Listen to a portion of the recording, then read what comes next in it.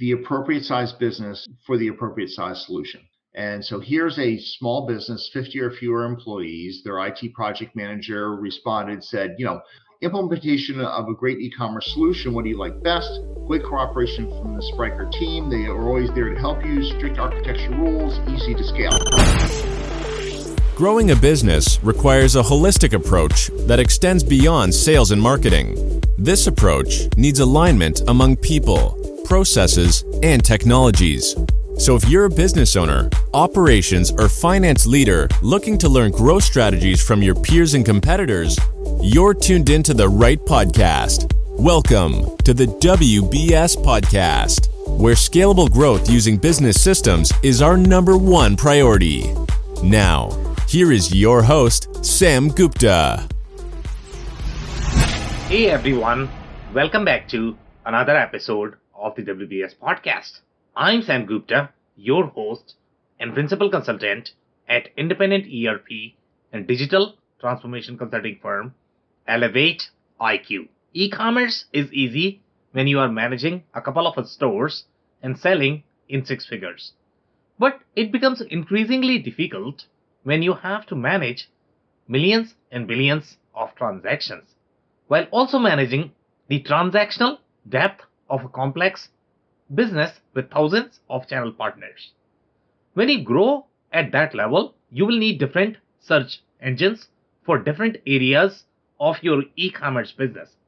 You will also need to manage a centralized CI and CD pipeline to manage the promotion of your changes in a controlled manner. Finally, you might also plan to launch your own marketplace where you might allow your distributor to sell through your platform. This would require you to have complete control of your data, pricing, and product to avoid channel conflict issues.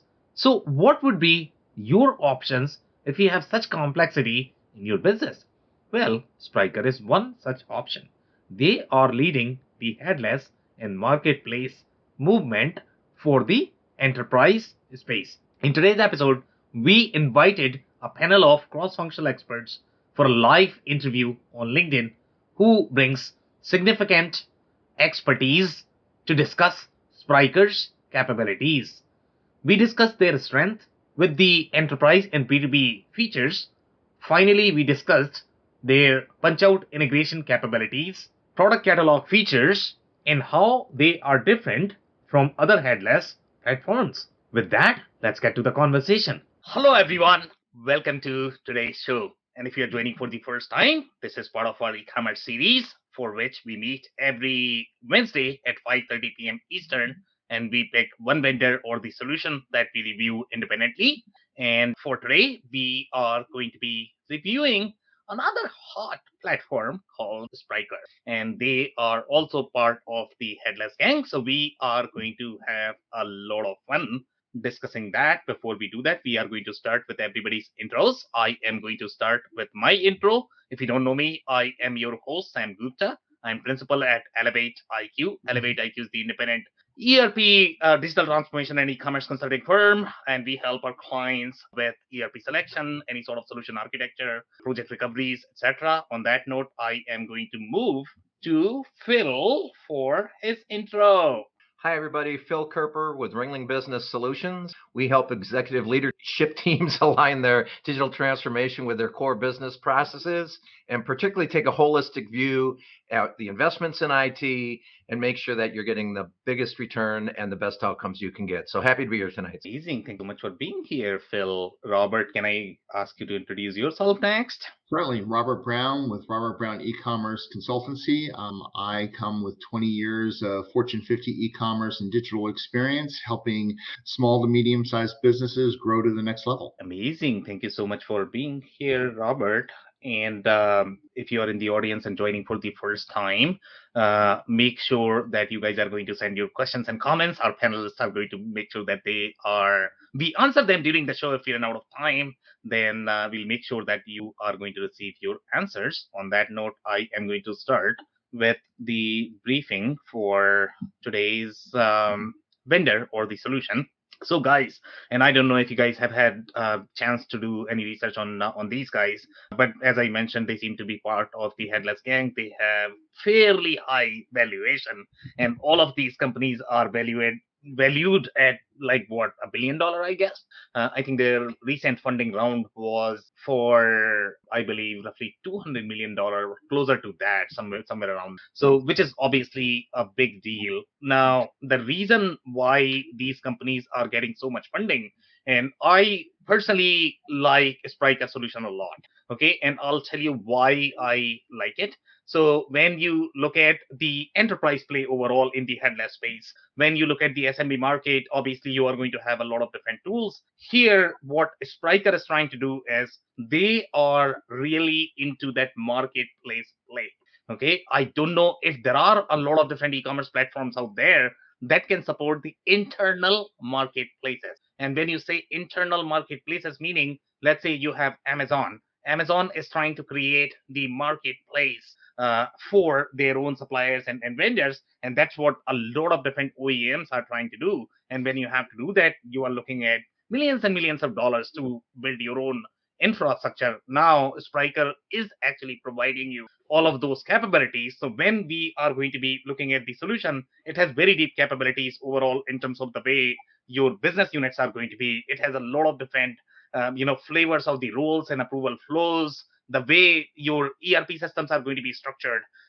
This is how they have thought about the e-commerce platform.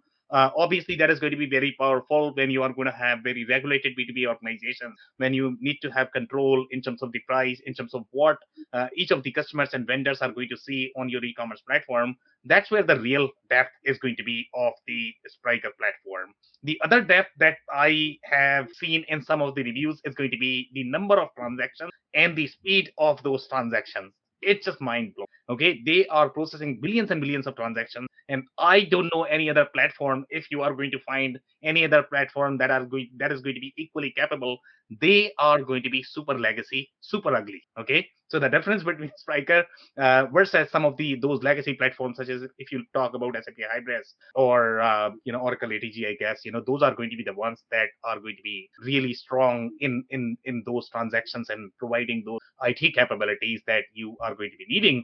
But then you still require a lot more IT capabilities in order to deliver on those platforms. With a Spryker, you have best of both worlds. Number one, you are getting the enterprise capabilities, and number two, you are getting the CMS capabilities as well, plus the transaction capabilities. So I'm gonna pause there. I'll open up the floor for your commentary. Robert, do you want to start? I like some of the things that Spryker is doing. They're based on PHP. They are part of the open code, so they actually have published their code into GitHub, so it allows people to actually take a look at the code and poke around before they actually purchase to see if it's a platform. But a lot of these big shops are very code specific.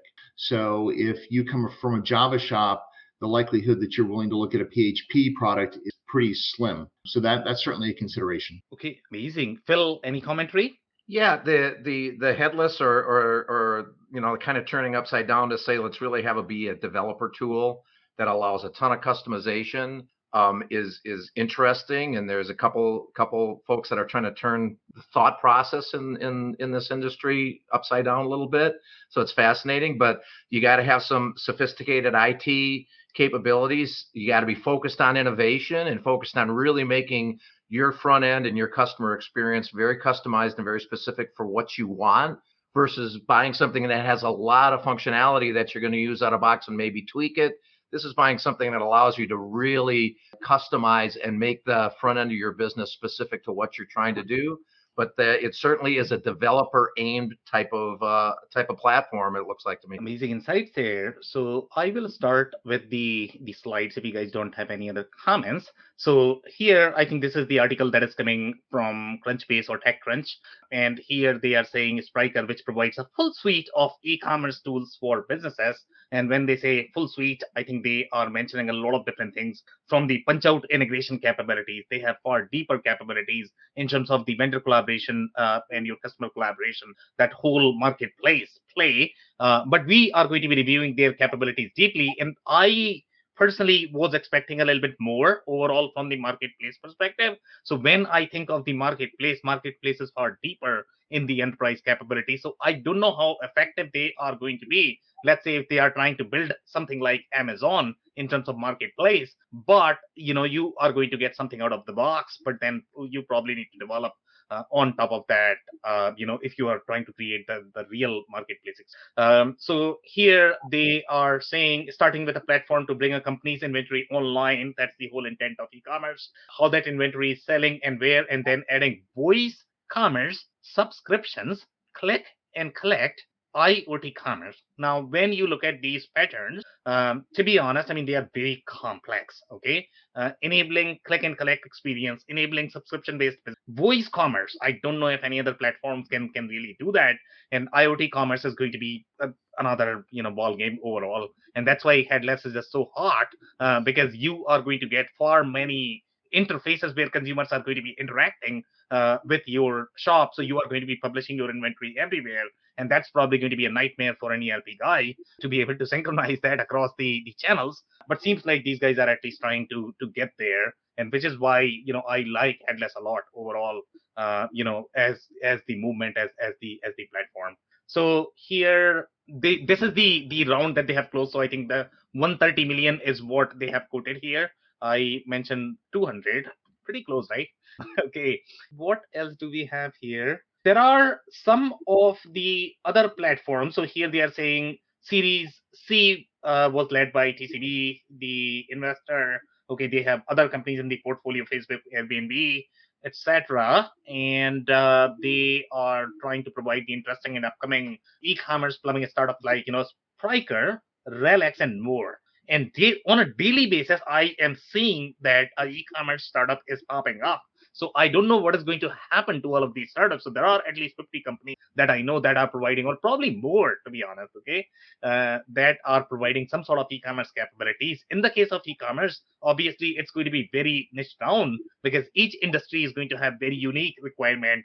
And Phil, we have seen that in case of, if you talk about apparel, the whole e-commerce workflow is very different in general. So it seems that they are probably going to have some place, but there is always going to be a balance of the customization versus how much development capabilities you are providing as part of the platform. Now, they are saying Spryker today has around 150 customers.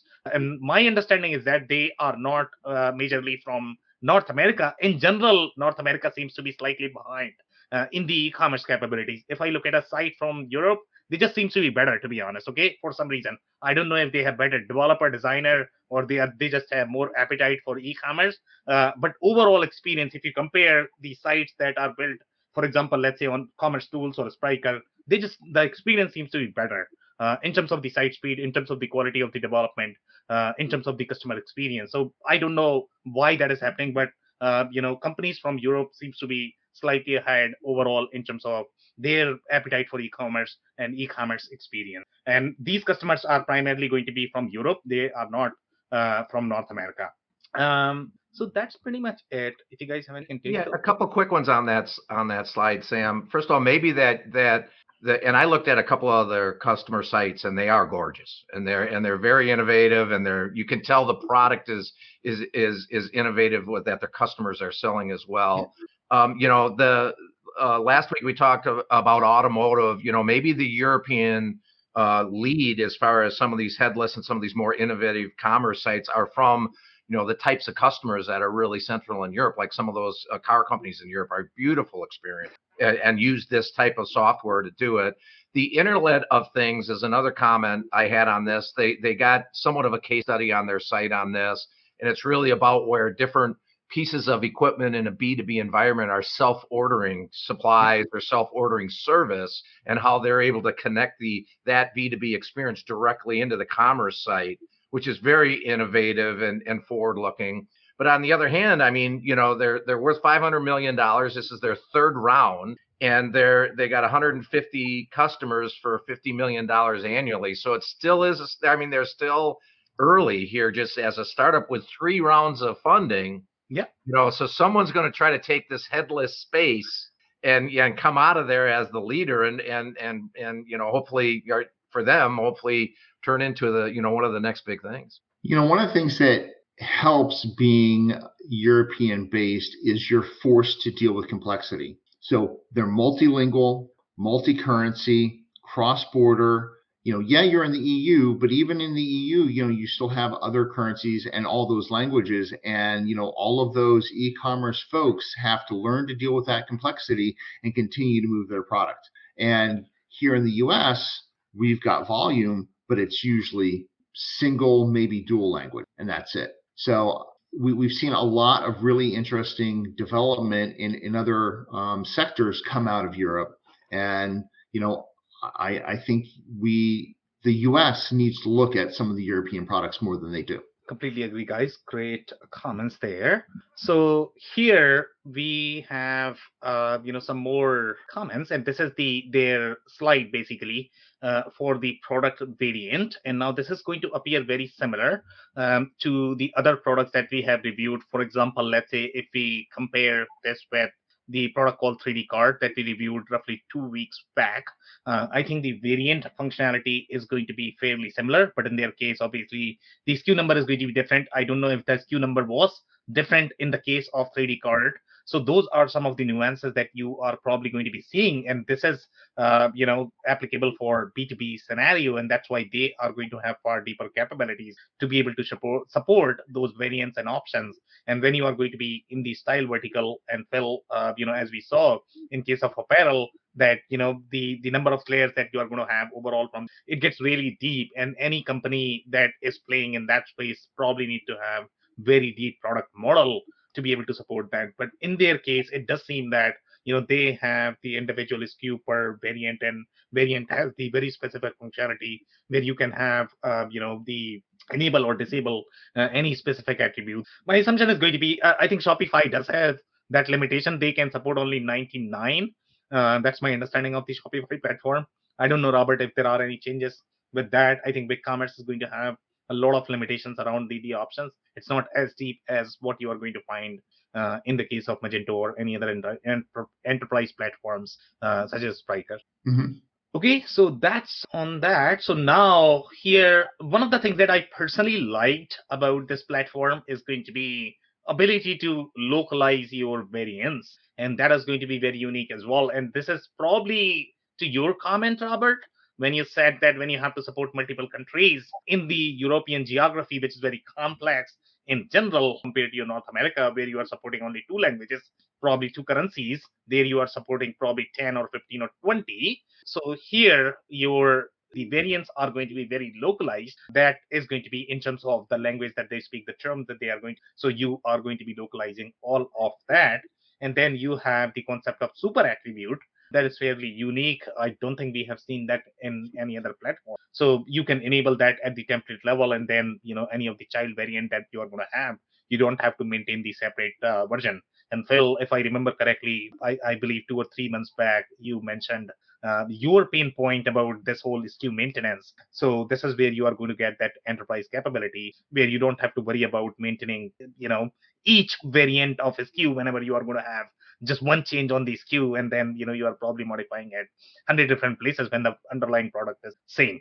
And for the target customers who, to your point on the capacity to accept a lot of volume without caching and without other techniques, which is amazing, on top of being able to connect the variants together, child parent. So when you're maintaining it, I mean, those go hand in hand and are awesome. Yeah, could not agree more.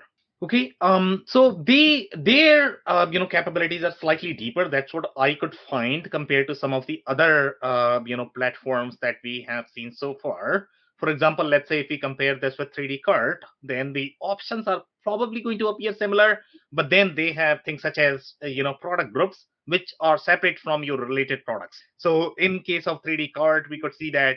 And again, I don't think 3D Cart is really the comparison here, because I don't think they can handle the volume that Spryker is going to have. So even if they are going to be functionally very similar product, and that's how most customers like to choose the product. But if you look at the deep technical capabilities, the Spryker is going to be far more capable platform to be able to handle the workload that I don't think 3D Cart is going to be able to handle. But let's say if we compare functionally as well, Spryker is going to have far deeper capabilities in terms of defining the product labels. So they have a separate object that you can utilize to define different labels that you want to have for the clearance item, for the sales items. So that maintenance is going to be easier. They have product groups, which is very different from your related products. They have separate category for that. So product group is going to be useful in fashion vertical, in apparel vertical, when you have to group two unrelated products based on a particular property. For example, it could be season or color that you can do inside e-commerce, and those products are not going to be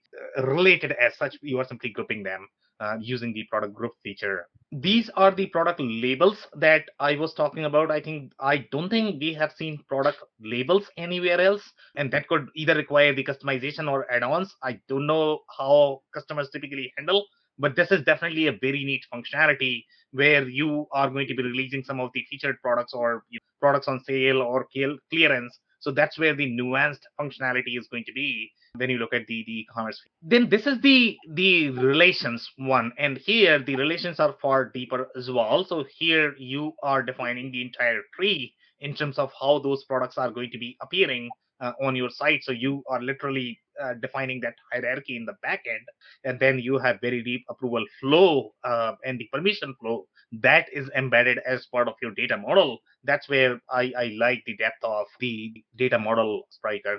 And again, that's why they are far more capable overall, because of all of these features that they have at the data model level, and not just, some fancy features that they are trying to enable from UI. Yeah, and I wonder where that compares with a customer, right? Because this is obviously much deeper, but product relationships, that those features on some level exist in all of these front end products, right? To be able to draw up different relationships between products, some of them parent-child, some of them not. But this just looks like you're able to build it exactly the way you want it, which looks powerful, Sam. As someone, does this show a difference between headless and some of the out-of-box ones as far as the depth you can go on this because you're actually developing it the way you want? So, on your comment about headless, so this platform you can utilize as headless, but right now what we are looking at is the CMS capability, right? Okay, so this is their package functionality kind of out of box, or should I think of it that way? Yeah, exactly. So Okay, this is going to be a platform the way you are going to get in case of your Magento or App Server or any other enterprise grade platform where marketers can go and they can, set up their data the way they want. But then you also have the headless capability where programmers can go and they can customize whatever they want as well. So you have best of both worlds. In case of commerce, that's super helpful. So that's super helpful. Thank you. Yeah, so the Spryker marketing team has done a pretty good job when you look at their site and look at their technologies. They've actually grouped it. So they have the composable commerce, which is plug and play with anybody. So you can get the best in breed of whoever you want, which is what most organizations are going to do. But they also do the pre-packaged functionality. So if you know kind of what you want to do, they can put together the package for you and hand it off to make it a little bit easier for you to get up and running pretty quickly. And then they have the PaaS cloud.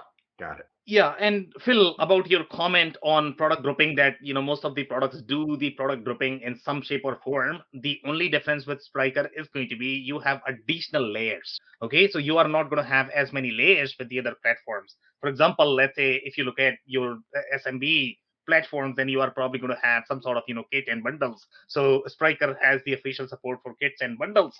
They have support for your product group, which is different from your kits and bundles. Okay, then you have labels, which is completely different concept. Then you have product relations, which is completely different concept. So there are number of layers that you have to be able to build your product hierarchy, whether you are building for your product recommendations or you are simply building it because you want to group similar price products or cross sell, upsell, whatever you want to try. You have many different tools in your toolbox to be able to enable that. You will run out of those options with these smaller platforms because they are not going to have as many layers. Yeah, that gets at the functional comparison, but really helpful on the different ways, and Robert, the way you put it there, the different ways that they're offering you a way to get into the product and a way to have the product match to what you're really doing is super interesting. We've talked about this before.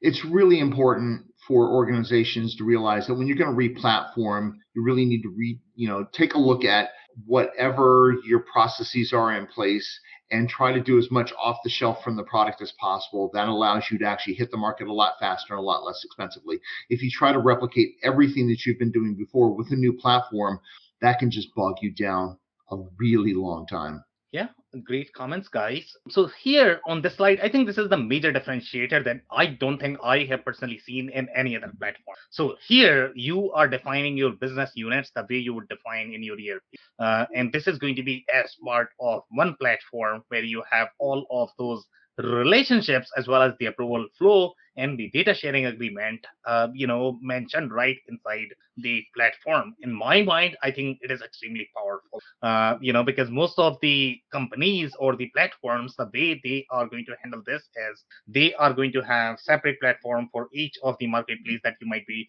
When I say marketplace, meaning geography that you might be selling or the brands that you might be selling. So you are maintaining 50 different databases to be able to sell that. And then when you have to integrate, it's going to be harder. Here you are maintaining as part, I don't know, from the technology perspective, because I saw one of the review where one of the users said that, this is probably not in the same database. So I don't know if there are any nuances there as well. But based on the way it appears, it almost seems like as if they are actually building that multi-entity functionality, that is typically part of your ERP, where you can have all of your business units, and then you have the data sharing agreement along with the addresses for your warehouses as well.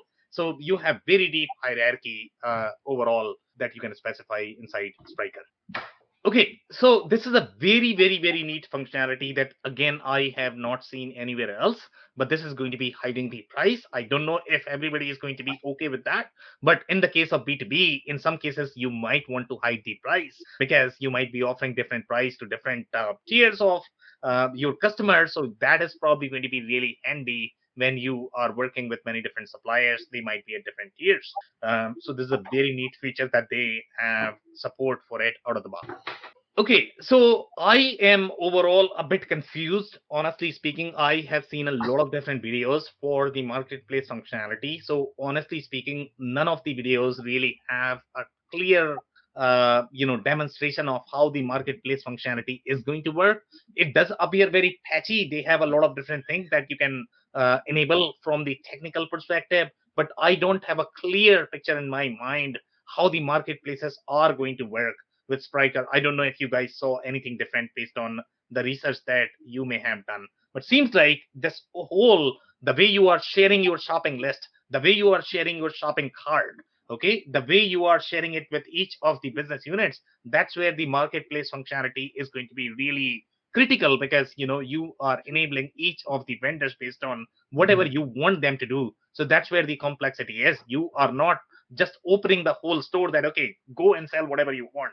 That's not typically how the marketplace model works, because sometimes what you have to do is you are going to limit your vendor. Okay, I'm going to give you just one product, see how you perform, and then I am going to open up more product for you. So you need those governance workflow as part of the platform, and I think that's where this functionality is going to be very handy. Now, so here they are talking about sharing the shopping list. And by the way, shopping cart and shopping list, these are two different concepts, and they are doing a lot more from the efficient perspective.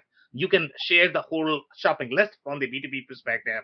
So let's say if you buy 350 products on a weekly basis, they are making it really in sharing that shopping list across customer. Let's say if you want to share that, so they have a lot of different workflows from the B2B perspective for user experience. So I personally like that. Okay, the other feature that I am a big fan. Okay, so now when you are looking at billions and billions of transactions, okay, and enterprise search, Phil knows this, and that's why he's smiling. So here not only you have the Elasticsearch that is going to be enabled as part of your platform, but you can utilize whichever search engine you like, at places wherever you like. So you can literally rip apart and use the search engine that you like. And again, when you talk about those billion transactions, that's where your search capabilities are going to be extremely handy, because if your search is going to be slow, good luck with that e-commerce experience. Nobody's going to buy from you. So that's where I like this one a lot. And then obviously you have many different ways of controlling the permissions that you can for the marketplaces. So I like those features a lot as well. Any comments, guys? I can take some comments. I love the fact that they actually are talking about workflows. A lot of the tools that we've discussed in the past do not specifically talk about workflows, so that's a much more sophisticated level. Yeah, completely agree. Phil, anything? Nope, good with this one, but it's impressive. Yeah. Okay, so this is where the merchant relations are going to be handy. And again, I don't have a clear picture in terms of how the marketplace is going to work in this particular case. So here you have the merchant relations where you have the merchant name, you have the business unit owner. So it's very similar to how ERP systems are going to be treating this when they are going to be dealing with those B2B hierarchies. But here you are talking about that permission enablement for each of the merchants that you might have as part of your distribution network. So you have complete control in terms of what you want to do with them. But I don't know if the hierarchy is going to be deep enough to be able to support all of those enterprise workflows. That's where my thought process is. I'm just not able to visualize in my head how this marketplace is going to work, and if the companies are going to have enough control based on the kind of customers that they have signed. They seem super happy, so obviously they should have a really good marketplace experience, and that's why they are happy. Or maybe they are happy because they don't have any other option. So so whatever they are getting is probably better than anything else. But overall, I like the way they have done. I mean, I would like to see a little bit more marketplace functionality in their demos that is not available so far. So I don't know if that exists or does not exist. So that is going to be in terms of overall the order splitting functionality. I don't know, if you are going to require that when you are going to have multiple vendors, because you might get one large order that you are going to be sending to multiple vendors. I don't know if that is possible, but I can see some scenarios in the marketplace, and then some sort of lead collaboration workflow as well, which I did not see in their demo. So those would be my question in terms of the marketplace experience and how capable these marketplaces are going to be. Let's say if you are trying to create your own marketplace, then you are going to have far deeper capabilities in enabling the entire workflow. I didn't see that in case of Spryker. Once we review some more tools, then we'll probably know if any other tools are going to have better capabilities for marketplace. But overall, the marketplace business model is fairly new. When you talk about the platform play, we don't have a lot of platforms that originally supported these marketplaces. So hopefully, they are going to be developing features there. Comment, Phil? I was going to say, I guess it's a little surprising me. I guess it's where they're at in their development. But if you look at the way they're presenting, the customers they're chasing, you would think they'd be a little farther along here than what it looks like they are. Exactly. Robert, you have something? Well, looking at the size of their customers, I think, the guys that are signing on know what they're getting, have the development teams in place to make happen what they want to have happen. So some of their big customers are Rioche, Aldi, and Toyota. There is no lack of funds there to achieve what they want. Exactly, guys. So some more comments here. Overall, they are providing a lot more capabilities in terms of their order entry, which I like a lot. It's really neat. So you can really specify your SKUs and the your quantity or whatever, and then the order entry is going to be really slick.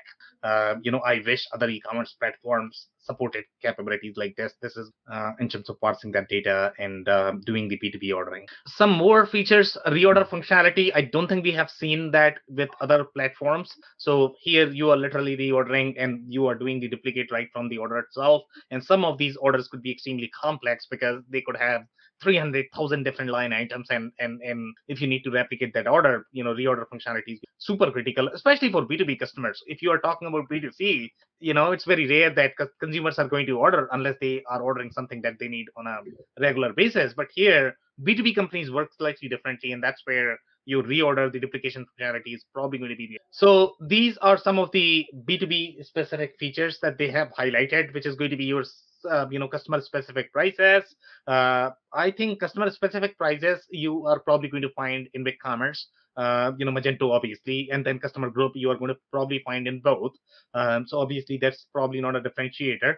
But let's say, I don't know, blacklist, whitelist products, I don't know if that is going to be there in those products. Maybe you would need an add-on to be able to do that, but that's definitely a very thick feature overall from the B2B experience perspective. Shopping cart buying thresholds. Now we are getting really deep overall in terms of the functionality. I don't think other platforms would have the shopping cart thresholds and the approval flow. And when you are, let's say, doing the marketplace, if you are working with very deep channel, then you probably would require these controls to be able to control the channels. And in some regulated products as well, I think I can see. Phil, I don't know if you're going to have any comments there. Yeah, I like you say, I'd like to see some use cases on this of where exactly. I mean, I understand what they're saying, and I can see. I'm not sure that I'm surprised they're highlighting that. And again, I'm thinking back to what Robert said earlier of some of their large customers. I don't know why they would use a threshold like that, but I'd like to think more about it. So I was looking at some of the reviews on G2, and this goes back to something that we've been talking about for the last couple of months, and it's the appropriate size business for the appropriate size solution. And so here's a small business, 50 or fewer employees. Their IT project manager responded, said, implementation of a great e-commerce solution. What do you like best? Great cooperation from the Spryker team. They are always there to help you. Strict architecture rules, easy to scale. What do you dislike? No simple front-end features. Some B2B functionality isn't easily installed for B2C. So, we've been saying this every single show. You really need to know what you're trying to achieve and match that to the tool that you're looking at. And because, there's some great features here. I mean, there's some great things to think about this tool, but it doesn't necessarily apply to every situation. Could not agree more. And, if you're going to be a small B2C shop, I don't see a reason why you would go for something Spryker. It doesn't make any sense. Right. So great points there, Robert. Yeah. Yeah, it definitely points at B2B, and it points at even if you're buying some of their out-of-box, less customizable stuff, it still is someone focused on a pretty complex business. Yeah. And guys, and this is where I am super confused, and I was trying to do a little bit more research overall in terms of the punch out functionality. I know, so this is going to be, let's say if you have things like Ariba or Coupa, your customers might have, and you are going to be integrating with them. So these are going to be slightly more, either it could be applicable both from the vendor side perspective as well as from the customer perspective. So here they are saying that, you could integrate, with your punch out. So my assumption here is going to be that you are probably integrating from the customer perspective. I could not see a clear view in terms of where exactly are you integrating that. And typically, when you have that kind of integration in the e-commerce play, a lot of companies, what they like to do is, punch out always integrates with your e-commerce.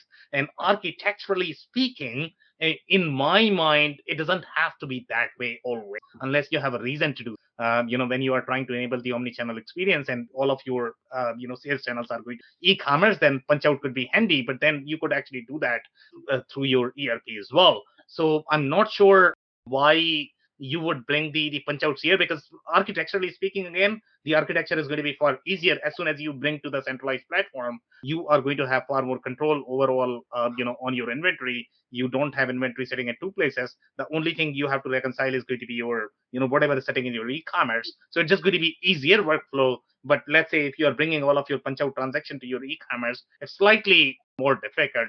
And I don't know if this is going to be really the customer side or the vendor side, because this could be applicable at both places.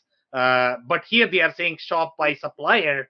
So again, I'm a bit confused overall in their punch out functionality. Phil, any comments there by any chance? Yeah, this one I was trying to think through as well when I saw it before the show. Why are they doing? I kept asking myself this question you asked. Why are they doing that here? And there must be a reason, right? Because it's pretty strong functionality just from looking at the screen, but they're doing it right up front like that.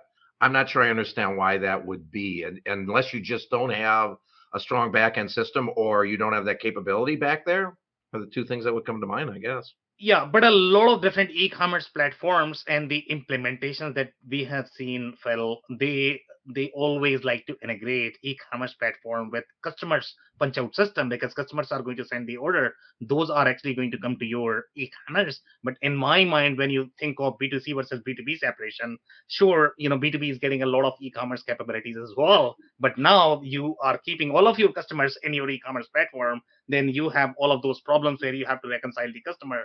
You are keeping at two different places, right? So that is my personal challenge in terms of bringing the punch out customers to your e-commerce platform. In my mind, you should probably be taking directly to ERP, because I don't see a reason why they should be coming here. Right, because you're gonna have to have, like you say, you're creating dual functionality. You're gonna have to have functionality in the ERP if depending on how that's set up. But maybe it's a speed question. That's the other thing, because they're a lot of the way the code is written. Apparently, you'd know that better than me, Sam. And just it's, I saw it in several places. The thing is lightning fast, even under all situations, and so maybe they're able to get just a more responsive situation here that's worth having to reconcile, the source of truth information in two places. So not too sure about the speed, to be honest. Well, I think this is more of the bias that we see typically in the implementation. If you're going to come from the e-commerce background, your preferred platform always is going to be e-commerce. But in my mind, if I look at the clarity of the architecture, my preference always is, okay, how can you bring all of your transactions to your centralized system as fast as possible? Because that is just going to be easier overall from the maintenance perspective. But this is very common. Again, a lot of e-commerce companies, they all integrate punch out with the e-commerce platform. There could be valid reasons why they would do that. Let's say if there are going to be any sort of e-commerce use cases and you need to utilize e-commerce functionality. For example, let's say if you are keeping all your pricing and discount in your e-commerce and your ERP does not know about anything.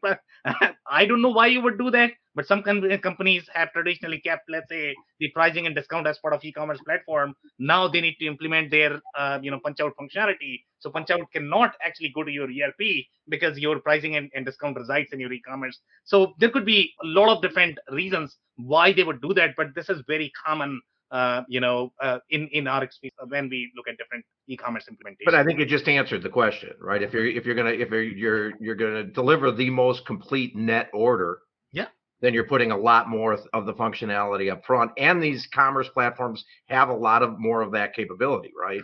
Exactly. And when you are looking at true omni-channel experience, your omni-channel is not going to be complete unless you bring the data that is actually sitting in your ERP. The whole idea of ERP, that is your centralized, platform. That is going to give you customer 360. You are never going to get omni-channel as part of your e-commerce because e-commerce is just one channel or a couple of channels. It's not complete. Couldn't agree more. Okay, Robert, anything? No. Okay, so these are the punch out catalog requests, and obviously, you have a lot more capabilities overall, from the technical standpoint that you have a lot more traceability, because obviously this platform is designed by developers. It's very clear. So you are going to have a lot more bells and whistles from the development perspective, which is wonderful. So now let's read some of the comments, which I found impressive. So here they are saying, although Spryker has a lot of out-of-the-box features, you are usually going to have to integrate with many systems. Okay, number one thing that we did not touch is going to be overall ecosystem. Since it is fairly new and they are fairly lean, especially in North American market, you are not going to find as many options as you are going to find, that's in case of your Shopify, BigCommerce, Magento. So that is a huge consideration when you are exploring e-commerce platform, because the payment integration is probably one of the most critical factor for your e-commerce strategy. If you don't have the payment provider supported as part of your e-commerce platform, sure, you can hire 5 developers, and ask them to integrate, but who's going to pay for it? It becomes really expensive. So that's where the comprehensiveness of your payment and shipping features is probably going to be one of the factors that you should be looking at when you are evaluating the e-commerce platform. Here, the user is saying each of these touch points is a point of failure. I could not agree more. Okay, this is the language that I like to hear from the users when they really understand that when you are adding 2 pieces, doesn't matter how awesome the piece is, the glue is going to be a glue, and glue is always going to be the weakest point in your architecture. So they are absolutely right there that when you are trying to patch all of these together, it's going to have very high chances of breaking. So you definitely need to keep that in mind, that reduce number of systems, reduce the number of integrations that you are going to have in your architecture, and you are going to have far easier life. Here they are saying, in addition, the US market is still relatively new for a Spryker, which is true, to decide the best practices in some areas. Then they are saying e-commerce solutions such as search, personalization, BI, loyalty, etc. Is going to be fairly limited, and then you are going to be using external tools for that. Search, I understand, you probably are going to be replacing your search capability that you don't like, that you might have out of the box. Personalization, I did not see that as part of the suite. In some of the other suites, you have personalization provided as part of the suite. So in this case, you are dealing with a third-party vendor. BI is tricky. If you're looking at simply the e-commerce BI, then obviously you probably would require that. But typically, BI would mean the enterprise dashboard, not only for sales and marketing, it's also going to be your finance and operations. So you probably need to require a comprehensive strategy. And then the loyalty. Loyalty is probably going to reside in your e-commerce platform. In this particular case, I don't know if they have loyalty or not. At least I did not see that. So those integrations might not be available as part of the Spryker platform. Here they are saying since Spryker is a newer platform, the integration ecosystem is not there yet. Could not agree more, although this is being addressed with the new Spryker app orchestration platform. That last one is a big one, though. And it looks like, I don't know if that record is part of this May 2022 record, Sam, but if that's pretty current, this business model, this structure, or this software structure model, to not have a lot of other things ready to go that you can attach to it, I see that as troubling. It's a severe limitation. And that's why it is not meant to be a SMB solution. There's no way. Yeah. It is meant to be enterprise solution where you have a lot of development dollars. Yeah. So that comes back to the earlier point Robert made. They're offering, everything I read on these guys early was that it was a developer product. Even their licensing model was often around developer. And yet they're saying, well, no, you can give a lot out of box. You can buy it this way. You can buy it that way. I'm not so sure that's completely, I don't think that holds up when you look at this product. Maybe so far, I don't know that holds up. It's a developer product still. Almost all of the reviews and the negative comments that I read on different platforms talks about how you can achieve the results that you want with the appropriate development team. And so if you're a smaller player and don't have the budget, you will be disappointed. So that being said, then what's the differentiation between these guys that are heavily developer? You just need a solid foundation and a good team. I'm not sure why I would pick one against the other. Exactly. What are they giving me? Right? Your own. I'm almost going to whiteboard this thing anyways, right? Well, and that comes down to, one of the things I said before is many shops are very not code agnostic, right?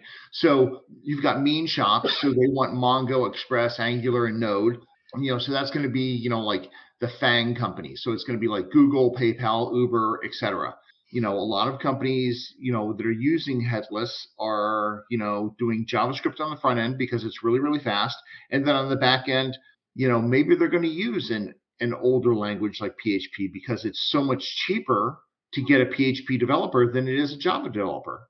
Or, if you go with Ruby on Rails is fast, but they're expensive. Yeah, but the only clarification I would make there, Robert, when you are going to be doing Java, it has a lot of different boilerplate overall when you are going to be using those platforms. It's just very hard to develop, okay? When you are going to be, and by the way, if you talk about JavaScript 10 years back, I hated it, okay? I would never approve. As the IT director, I would never approve JavaScript. But today, JavaScript is very different, okay? JavaScript has got similar capabilities as Java used to have in terms of the tight coupling of the object, in terms of the control, okay? 10 years back, everything used to error out. You had no clue what was happening inside your JavaScript. But today, it's a very typed programming language, and that's the reason why, even the server programming you are doing in JavaScript nowadays, people are creating ERPs on JavaScript. So yeah, we've got the whole spectrum of IT departments out there. We've got very forward-thinking, very flexible teams, and we've got very stubborn, fixed teams. I think a better way of putting it. This is what we have. These are the teams that we have. This is what our framework looks like. This is our stack. We're not going to change from it. Right, guys. So some more comments here overall. So here they are saying taking some of the processing load of your ERP system NetSuite to speed it up. And this is the comment that is coming from the user where they utilize Spryker because they wanted to reduce the load on your ERP system. That's not making a lot of sense, to be honest. I don't think speed should be looked in this way. Typically, if you are trying to reduce the load of your ERP system, most likely you have outgrown your ERP system. You are trying to use much smaller ERP system, and you should be replacing that first before trying to bring an enterprise platform. So I'm not sure if I agree with that comment there. Then they are saying handling the complexities of franchise system to enable us to accelerate our digital presence into e-commerce. That's where their play is. That whole franchise system, when you have a lot of different distributor or the franchisee in your ecosystem or in the channel, that's where I think their sweet spot is going to be. And then they are saying deliver a highly customized point of sale system that we were not able to achieve from the many vendors. Again, that seems to be very developer driven comment. To be honest, why the point of sale system needs to be customized, I'm not too sure about that unless you are overthinking. Point of sale system should be super simple overall, and should be user friendly for the cashiers that are trying to actually enter those transactions. I'm personally not sure if I have seen any complexity in the point of sale system, based on any industries, and I can take some, rebuttals there if you guys have seen anything from the POS perspective. I've seen badly designed systems that they put undue pressure on the frontline worker because it was developed by a developer as opposed to a business. But if you got a lousy ERP, I'm going to go buy something else to take pressure off it. Yep. It doesn't quite sound like going at the problem. Just saying. Exactly, guys. So here, some more comments, guys, before we open up for the commentary again. So here, for building a great marketplace with millions of products, guys, this is where the trick is. Millions of products is the key word.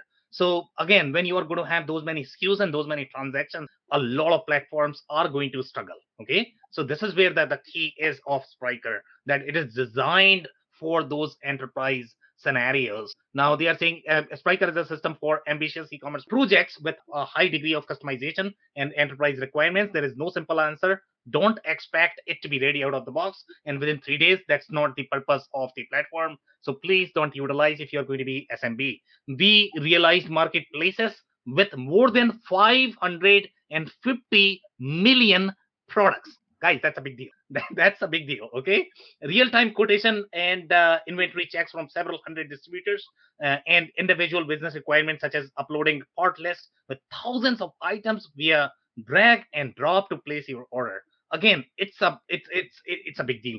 Here they are saying they have utilized some of the they have integrated with the car databases, fleet management systems, and that's where when you are looking at dealer specific workflows of your e-commerce system, that's going to be a very different e-commerce experience, and you have a little bit of complexity there. So those are the enterprise uses where this platform is going to be a very good fit. Here, some more comments here. We are moving from a D2C only platform with a host of issues to a feature-rich D2C platform and the distribution platform. So they are trying to offer some sort of experience. I don't have anything there overall from the comment perspective. Some more comments. Guys, if you look at the number of employees in these companies, they are going to have 1,000, 5,000, 10,000. That is the size of the companies are trying to use this platform. That's where the real power is, to be honest. And Phil, when you are going to be processing this kind of transaction, and if you are going to be designing the platform on your own, good luck with that implementation. Okay, you are going to be losing $1 billion at least 5 times before you get it right.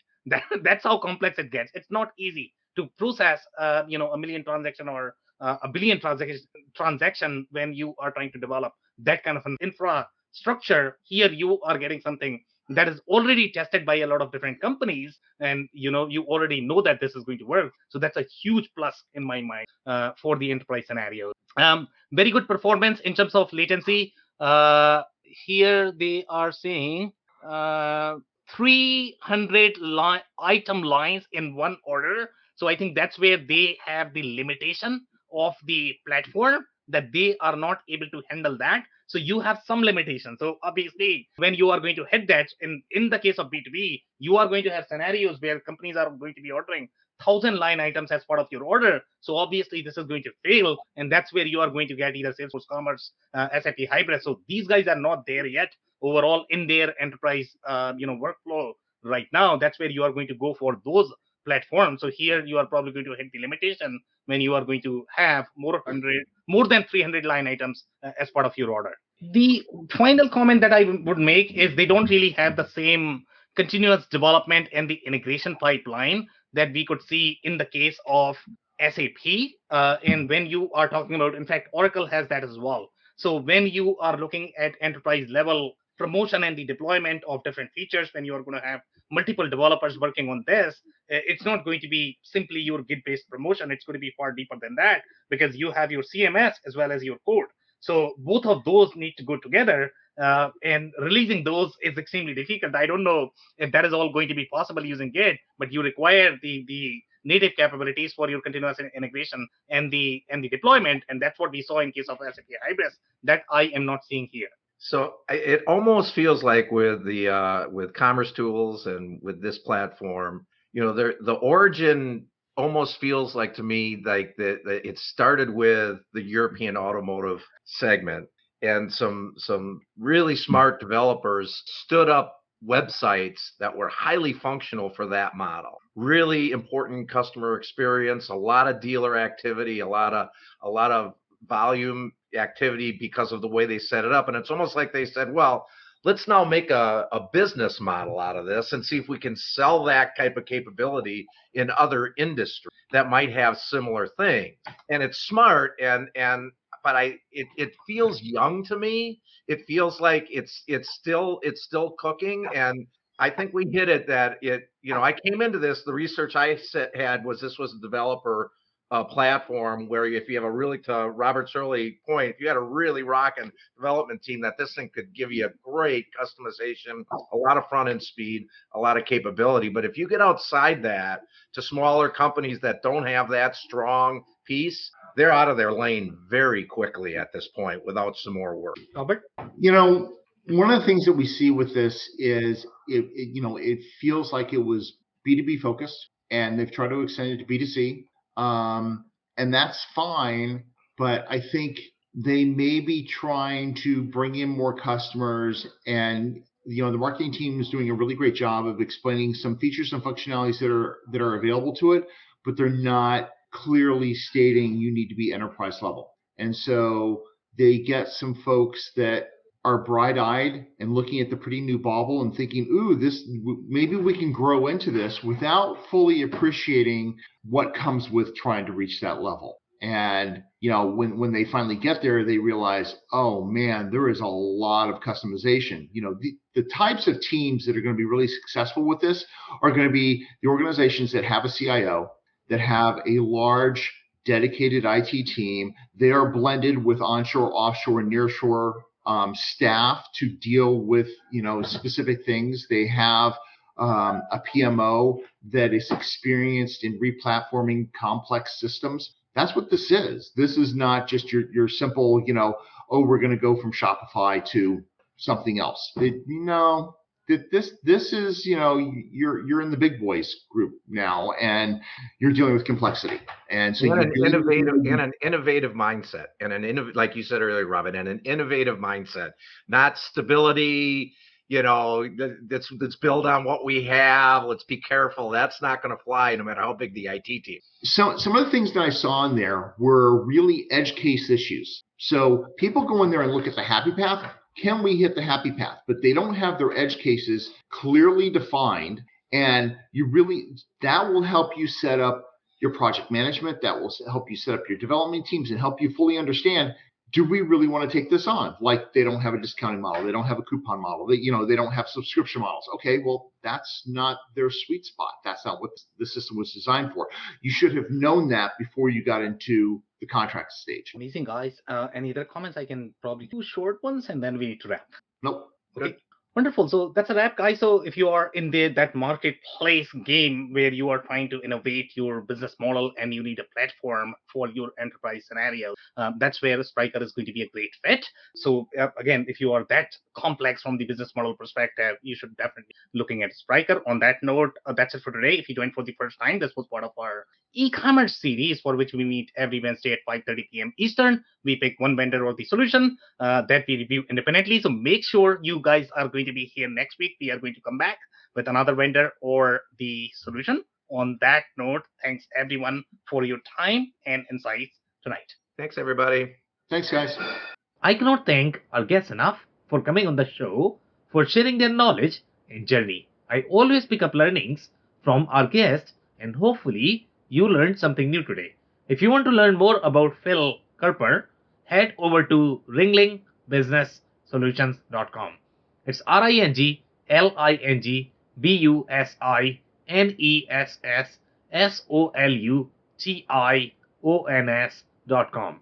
If you want to learn more about Robert Brown, head over to rgbecommerce.com. It's rgbecommerce.com.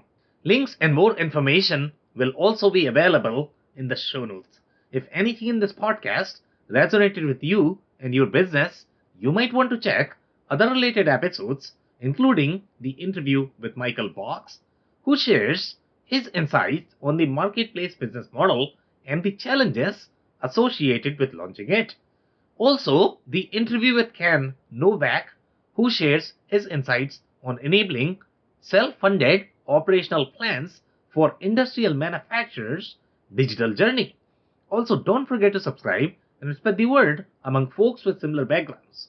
If you have any questions or comments about the show, please review and rate us on your favorite podcasting platform or DM me on any social channels. I'll try my best to respond personally and make sure you get help. Thank you, and I hope to catch you on the next episode of the WBS. Thank you for listening to another episode of the WBS Podcast. Be sure to subscribe on your favorite podcasting platform so you never miss an episode. For more information on growth strategies for SMBs using ERP and digital transformation, check out our community at WBS.rocks.